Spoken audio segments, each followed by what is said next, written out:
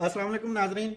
नाजरीन, आपने काफ़ी सारे पाकिस्तानी न्यूज़ चैनल और सोशल मीडिया पर ये एक खबर सुनी होगी कि यूएई ने पाकिस्तानियों के लिए वीज़ाज़ ओपन कर दिए हैं। और इसमें कोई शक नहीं है कि बहुत सारे लोगों को ये वीज़ाज़ मिलना भी शुरू हो गए हैं।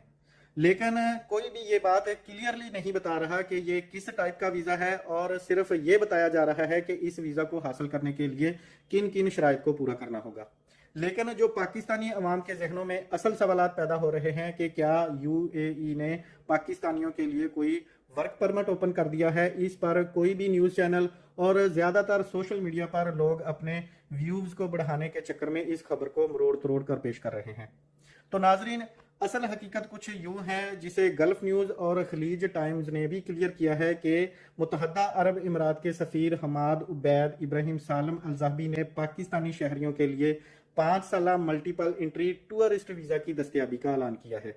यानी ये एक सिर्फ टूरिस्ट वीज़ा है, इस वीज़ा पर आप काम नहीं कर सकते और ना ही इस वीज़ा को किसी जॉब में तब्दील करने से मुतल्लक उन्होंने कोई मखसूस बयान दिया है। ये वीज़ा खासकर उन लोगों के लिए फ़ायदा मंद है जो लोग अपने बिजनेस प्लान्स या किसी दूसरे खास मकासद के लिए बार बार दुबई में सिर्फ विजिट की गर्ज से आते रहते हैं और इनका मकसद यहाँ काम वगैरह करना नहीं होता।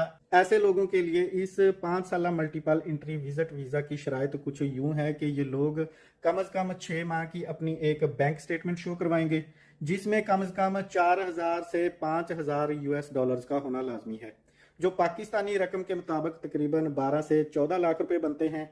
वीज़ा मिलने के बाद, जैसा कि ये मल्टीपल इंट्री सिर्फ विजिट वीज़ा है, तो एक दफ़ा यूएई में इंटर होने के बाद आप मैक्सिमम 90 दिन यूएई में स्टे कर सकते हैं और इसके बाद आपको यूएई से एग्जिट होने के बाद दोबारा री इंटर होना होगा। और हर बार यूएई में इंटर होने से पहले आपके पास कंफर्म रिटर्न एयर टिकट और यूएई में कंफर्म होटल बुकिंग का प्रूफ दिखाना लाजमी होगा।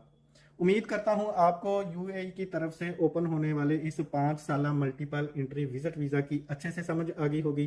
तो लिहाजा इस न्यूज़ को एक अच्छी खबर का नाम दें या फिर कुछ और, आप इसे किस नज़र से देखते हैं नीचे कमेंट सेक्शन में बताएं। और इसके साथ ही आपसे रिक्वेस्ट भी है कि मेरे चैनल वॉइस ऑफ आसम को फॉलो और सब्सक्राइब करना ना भूलें। शुक्रिया।